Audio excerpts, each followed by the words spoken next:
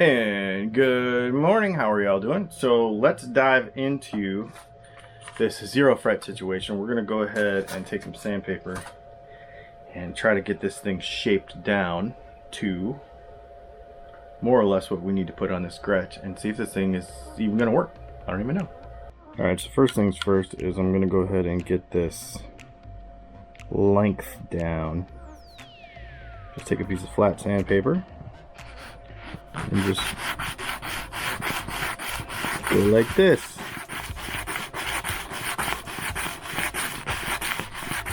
And then when you do this, you want to make sure you do it evenly on both sides. Because what we want to do is take the length off, but we want to do it towards the middle, not off of one side totally. And we keep going.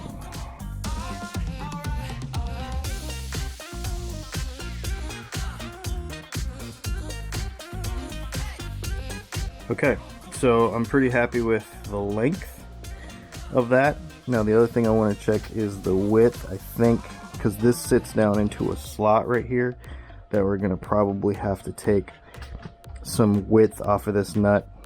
Also, when we do, anytime, even if it's a regular nut, and we need to take width so that it fits down in here, we always want to take it off the back side. You never want to take it off the face of the nut, because that'll screw with your intonation if it's not 100% even, right? Like, so if you accidentally sanded it a little off, then it would mess with your intonation. So you always want to take any excess that you're trying to take off from this side to get it to fit into that nut slot. So that is what we're going to do next. All right, so now we've got the width. So the next thing we need to do is we need to mark the string spacing from here to here. Now what I'm going to do that is just take a 10mm or a 10,000ths file, just a high E file, and mark the centers of each of these strings so that we get our string spacing correct. I just use a 10,000ths file because that helps me to center everything enough to just mark it.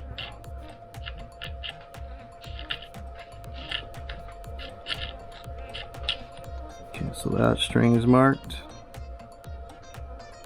Centering up the A string, centering up the D string. Oop, don't make it wrong. Get it right. We're not concerned about any angle, nothing like that right now. We're just marking it. And when you put your bigger files into the bigger string gauges, at least it has a centering mark to start with. I do this with regular nuts too, like when I'm laying out a regular nut. Alright, so our string spacing is all laid out. So now what we need to do is, let me see if I can show this to you. I don't know if you can see this, but there's these little notched notches here. We're supposed to file these notches for the strings with their respective string gauges down to the bottom of this. So I guess I'll get a vise, we'll put those in there, and we'll file those down to those depths. I guess we'll just start with the first one.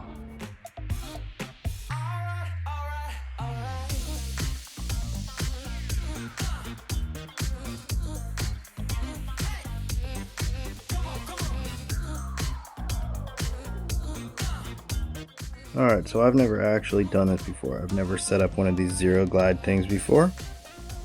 But you're supposed to take those grooves down to the top of that first mark. And then when we get ready to set it in the guitar, we'll do the rest of the fine tuning. I just kind of give it like a rough in situation there. I didn't really spend a whole lot of time. Just got the string slots located and sanded down to where they're supposed to be, or filed down where they're supposed to be. Alright, so next thing we do is pop the factory nut out and make sure that everything's clean and flat, but it appears that it is. This looks weird, like it doesn't really fit, but looks like there's this huge gap there, right? It's kind of weird. But what happens then is this fret fits in there and we glue it. We glue all this in, and then you have a 0 fret. Now I don't know if this is the right size fret or anything. I've not got that far, but I just wanted to kind of fit this in here and see if everything is at least in the right realm of possibility that this is going to work. And I'm going to say that it does. So the concept here then is to string the guitar up before we glue anything in and let this hold itself all together, and then measure string heights here and make sure that we get this all right before we glue the correct fret in. And then we will obviously also have to nip the fret and dress the end of the 0 fret as we install it in the guitar. That will not be able to get finished right now because we don't run out of strings on the guitar, and we're not intending to put strings on the guitar until we put the neck or the bridge pickup and the wiring in and the Bigsby on. So I know this is a little out of order in the project, but I wanted to see it and make sure that it was going to work. And I think we're going to be good. Okay, and after the almost angry reaction to the last thumbnail that we just did, I'm going to show you what we're putting in this thing for the bridge pickup. Now I have not built it yet. I'll build it this week when we build some other pickups for some other people. I'll just put it in the production schedule, but this is what we're going to get. This is going to be a humbucker size Filtertron. Now we all know that this is not actually a Filtertron, but it's going to be a humbucker. We're probably going to do our DAF wind, but a little bit lower wind, because long and short of it is you have to modify the bobbins to have them fit in those rounded humbucker cover. So this is a pickup that we used to make a long time ago. If you like it, we will put it on the website.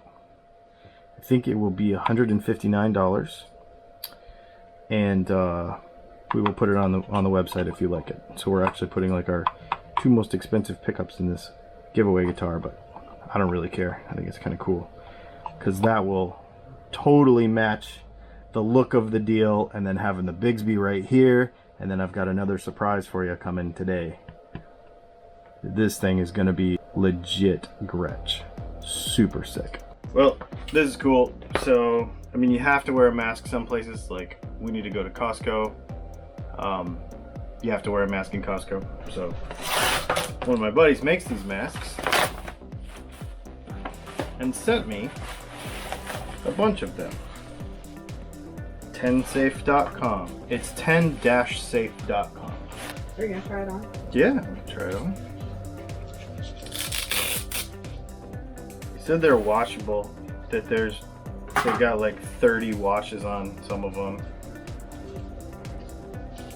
and it fits like that. And I like it. It seems to work. They look really nice. I guess that's it.